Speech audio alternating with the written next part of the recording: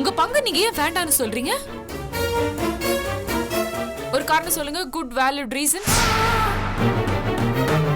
உங்க பங்கு நீங்க விட்டு கொடுக்காம சொத்தை பிரிச்சு கொடுங்க. அதான் வெளியே வந்துட்டார்ல, இப்ப சொத்து விஷயத்துல ஒரு முடிவு எடுக்கட்டும். அதுக்கப்புறமா நீங்களா போய் கொஞ்சம் கொலாவிக்கலாம்.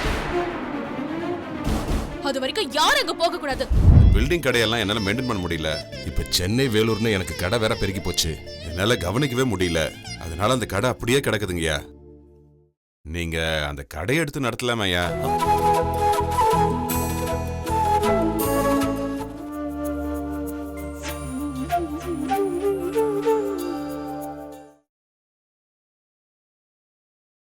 எவ்வளவு சீக்கிரம் இந்த சொத்து விஷயத்தை முடிக்க முடியுமோ அவ்வளவு சீக்கிரம் முடிச்சு கொடுத்துறோம்.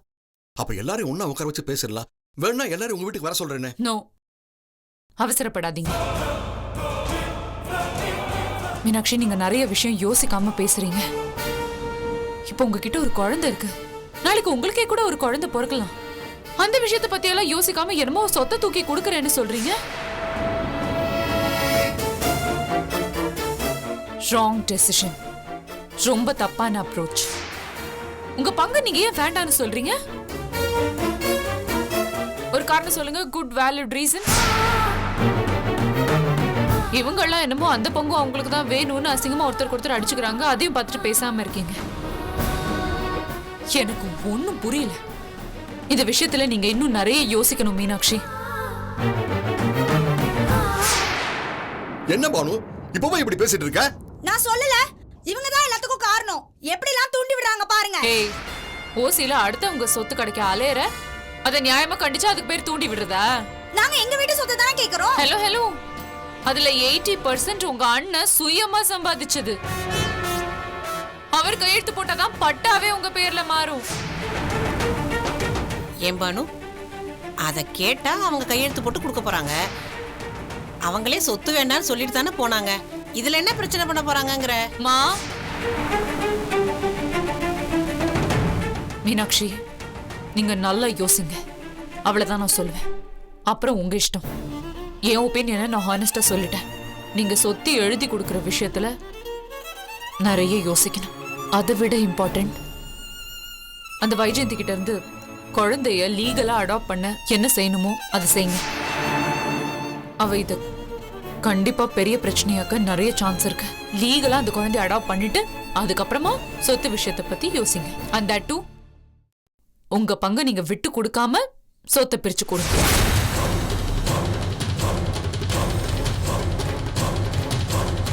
Take your time Meenakshi. நல்லா யோசிச்சு நல்ல ஒரு டெசிஷன் எடுங்க.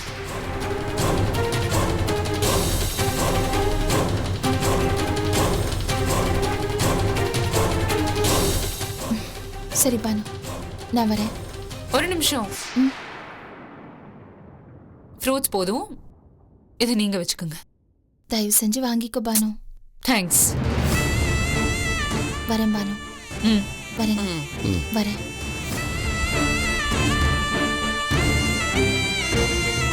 பானு, 1 செகண்ட். உன் மனசுல நீ என்ன நினைச்சிட்டு இருக்க? அவங்க சொத்து பிரிச்சு தரேன்னு சொல்றாங்க, நீ ஏன் போட்டு குழப்பிட்டு இருக்க? இப்பவும் சொல்றேன், அடுத்தவங்க சொத்துக்கு ஆசைப்படுறது ரொம்ப தப்பு. இது அடுத்தவங்க சொத்து இல்ல, உங்க அண்ணன் கல்யாணம் பண்ண பொண்ணுக்கு வர வேண்டிய சொத்து.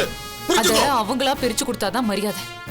நீங்களா மேல விழுந்து புரண்டதை வாங்கினா கேவலம்.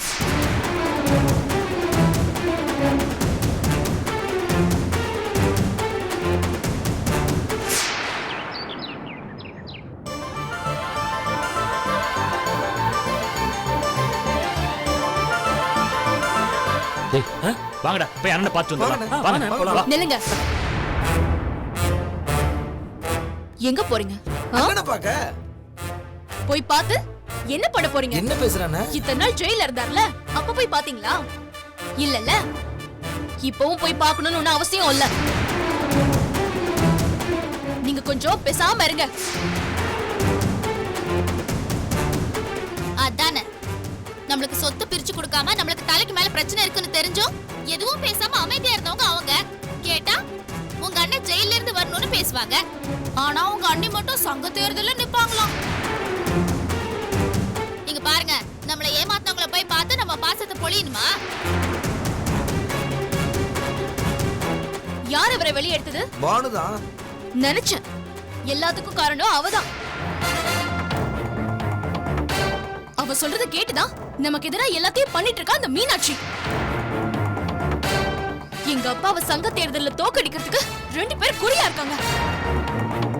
சொத்து விஷயத்துல அவங்க தான் குழப்பி விட்டுட்டு இருக்காங்க.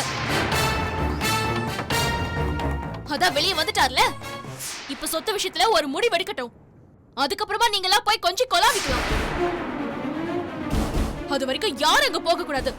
இங்க பாருங்க, மத்த விஷயத்துல எப்படியோ இந்த விஷயத்துல வைஜெயந்தி சொல்றது கரெக்ட் தான். உங்க அண்ணனை முதல்ல இங்க வந்து சொத்தை எல்லாத்தையும் கரெக்டா பிரிச்சு கொடுக்க சொல்லுங்க. அப்புறமா நீங்க எல்லாரும் அங்க போய் பார்க்கலாம் அவரை. வளர்மதி, அதுக்கு இதுக்கு சம்பந்தமே இல்ல. தேவையில்லாம முடிச்சு போடாத. எல்லாத்துக்கும் சம்பந்தம் இருக்குங்க.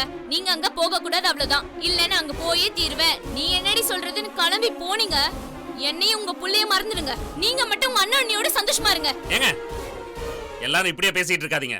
நாளைக்கு சொத்து விஷயம் நல்லபடியா முடியணும்னா அதுக்கு எங்க அண்ணன் வரணும். அப்ப மட்டும் உங்களுக்கு எல்லாம் எந்த பிரச்சனையும் இருக்காதோ. நம்மளுக்குள்ள ஒத்துமையா இருந்தா அவங்க எதுக்கு பஞ்சாயத்து பண்ண வரணும்?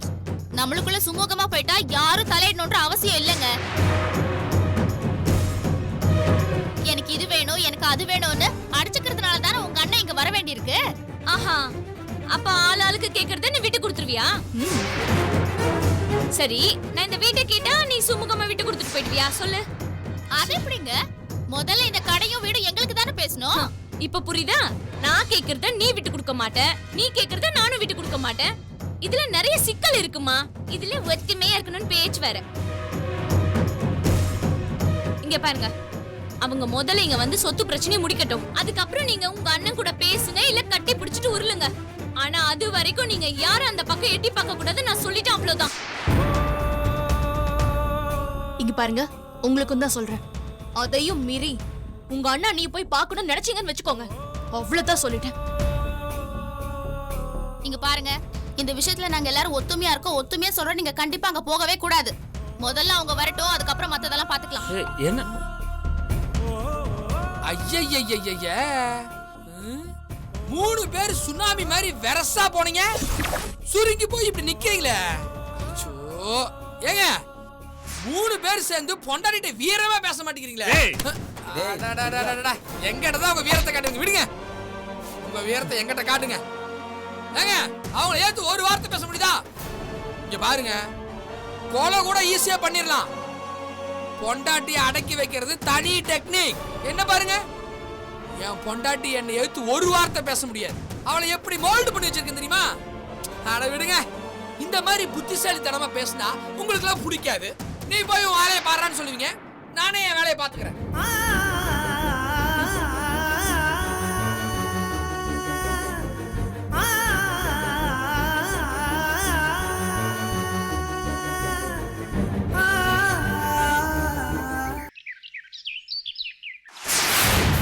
பாத்தீங்களா மாமா, நான் சொல்லல, நீங்க நம்பவே இல்லல்ல. இப்ப நீங்களே நேர்ல பாத்தீங்கல்ல. சொத்து பிரிக்கிற விஷயத்துல மீனாட்சி ஆபரேட் பண்றது பானுதான். இப்ப புரியுதுல? நல்லா புரியுதுமா. பெத்தவங்க எங்க கிட்ட என் பொண்ணு இவ்வளவு மோசமா நடந்துப்பான்னு நான் கொஞ்சம் கூட எதிர்பார்க்கல. என்னங்க, பானுகிட்ட இத பத்தி நீங்க பேசினா அவ புரிஞ்சுப்பாங்க. புரிஞ்சுக்க என்ன இருக்கு? நான் கூட மீனாட்சி சுய புத்தியோட தான் செய்யறான்னு நினைச்சேன். ஆனா பானு சொல்லுதான் மீனாட்சி தானே பண்றான்னு இப்பதான் புரியுது. இதுக்குதான் மாமா நீங்க பானுக்கு எழுதி கொடுத்த சொத்துல என் புருஷனுக்கும் பாதி பங்கு தர சொல்லுங்க. எனக்கு சொத்து கிடைக்க கூடாதுன்றதுக்காக பானு இவ்ளோ துரோகம் பண்றப்போ நான் மட்டும் எதுக்கு விட்டு கொடுக்கணும்? மாமா, நான் என் புருஷனை ஊர்ல இருந்து வர சொல்ல போறேன். உமா, அவசரப்படாத உமா இந்த விஷயத்துல. இல்லத்த, என்னால இதுக்கு மேல பொறுத்துக்க முடியாது. இந்த அளவுக்கு பானு எனக்கும் அவ கூட பிறந்த அண்ணனுக்கும் துரோகம் செய்யும் போது என்னால அவங்கள மன்னிக்கவே முடியாது.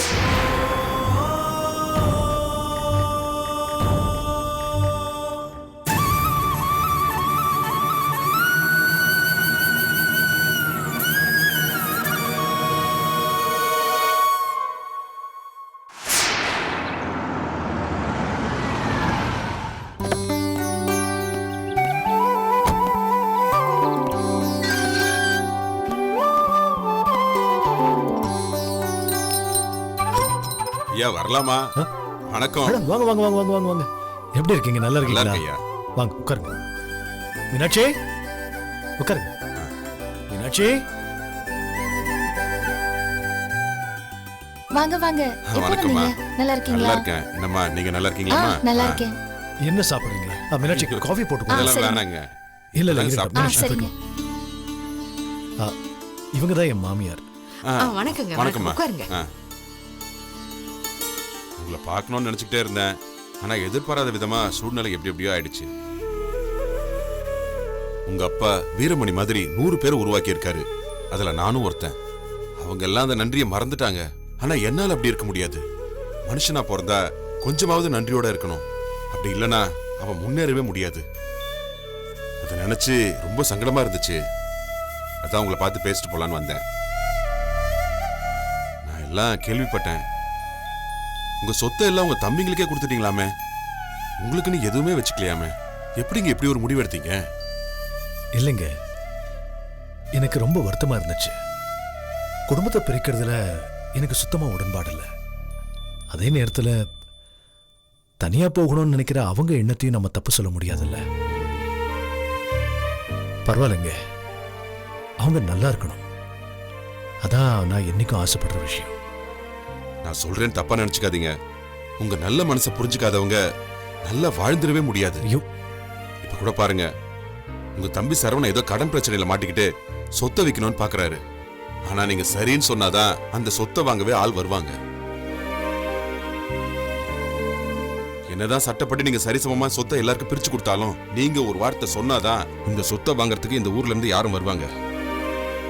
அந்த ஊர்க்காரங்க உங்க மேல வச்சிருக்கிற மரியாதை அப்படி. அவங்க நல்லா இருக்கணும் தாங்க அவங்க ஆசைப்பட்ட மாதிரியே எல்லாம் செஞ்சு அவங்களுக்கு எந்த பிரச்சனையும் சிக்கலும் வந்துடக்கூடாது. கண்டிப்பா கூடிய சீக்கிரம் இந்த சொத்து விஷயத்துல ஒரு முடிவுக்கு வந்துருவோம். அதுக்கப்புறம் அவங்க வழியில போக வேண்டியதுதான். காஃபி எடுத்துக்கங்க. இந்தாங்க, எடுத்துக்கங்க.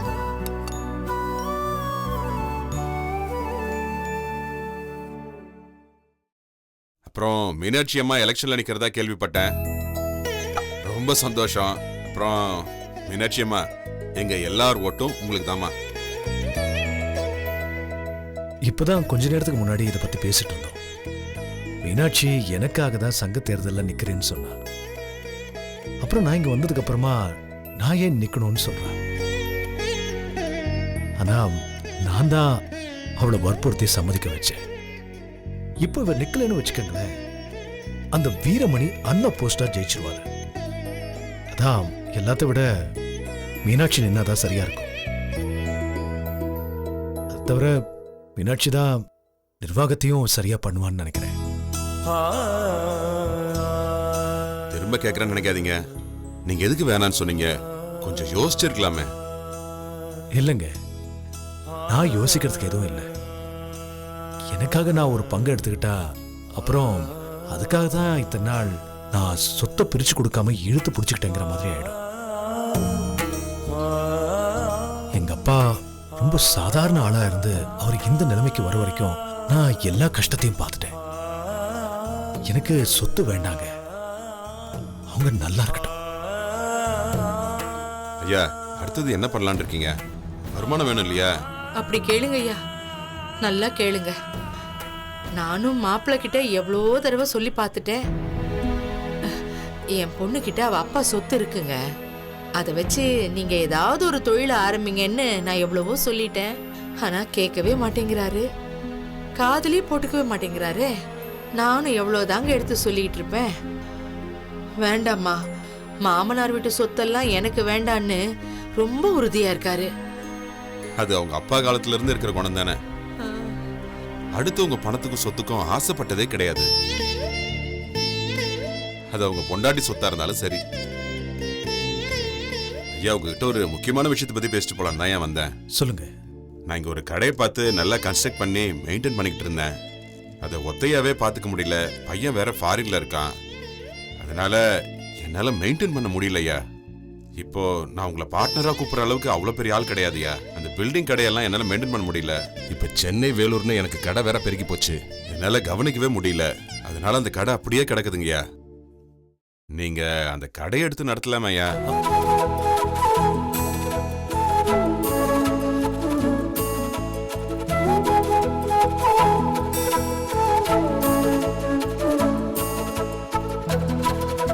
நீங்க எங்ககிட்ட வந்து கேட்டதுக்கு ரொம்ப சந்தோஷம்.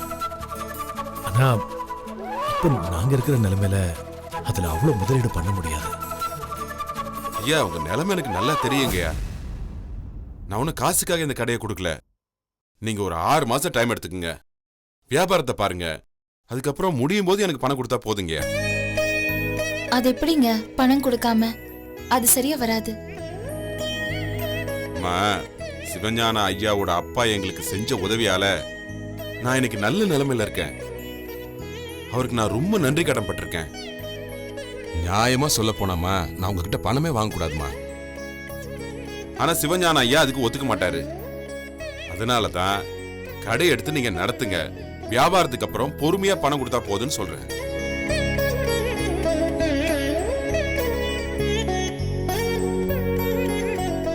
ஐயா என்ன யோசிக்கிறீங்க? சரின்னு சொல்லுங்க. ஒண்ணு வைக்கிற இடத்துல பூவை வைக்கலான்னு சொல்லுவாங்க. ஏதோ முடிஞ்சது ஒரு 2000மோ 3000மோ கொடுத்து கடையை வாங்கிக்கங்க. மற்ற விஷயத்தை அப்புறம் பேசிக்கலாங்க. என்னையா சொல்றீங்க?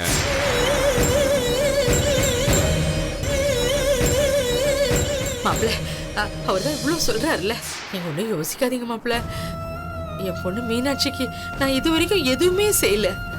இப்போ அவளோட அப்பா இருந்திருந்தா அந்த சொத்தை எல்லாம் வரதட்சணையை கொடுத்துருப்பாருல்ல. அதை வச்சு அவளோட இந்த சொத்தை வித்துட்டு இந்த கடையை வாங்கிக்கங்க மாப்பிள்ள. இவ்வளோ நல்ல மனுஷன் வீடு தேடி வந்து இவ்வளோ பெரிய வார்த்தையெல்லாம் சொல்றாரு. வேணான்னு சொல்லாதீங்க. வீடு தேடி லக்ஷ்மி வருதுப்பா, வேணான்னு உதறி தள்ளிடாதீங்கப்பா. சொத்தெல்லாம் எதுவும் விற்க வேண்டாமா? இவரு 6 மாசம் டைம் தரேன்னு சொல்றாருல்ல, அது போதும். இப்போதைக்கு என்னால முடிஞ்ச ஒரு சின்ன தொகையை நான் உங்களுக்கு தந்து அந்த கடையை எடுத்துக்கிறேன்.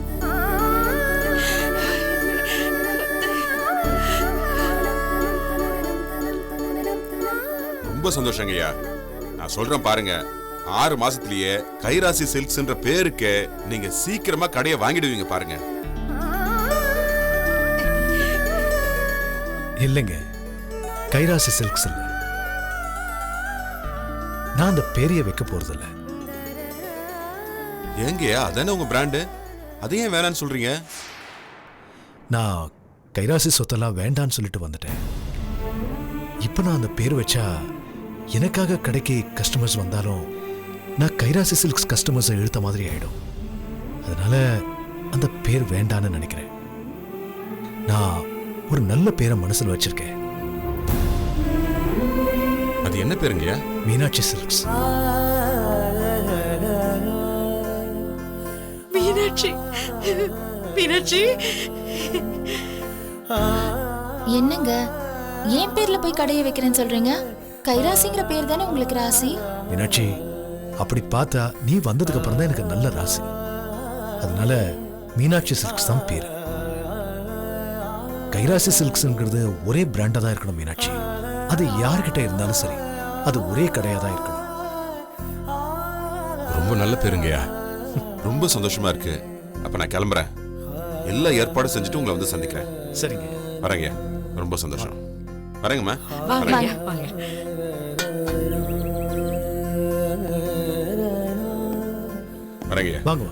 நன்றி.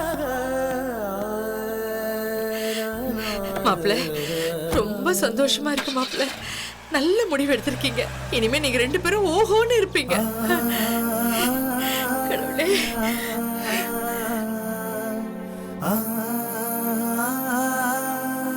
மீனாட்சி, சந்தோஷம் தானே? ரொம்ப சந்தோஷங்க.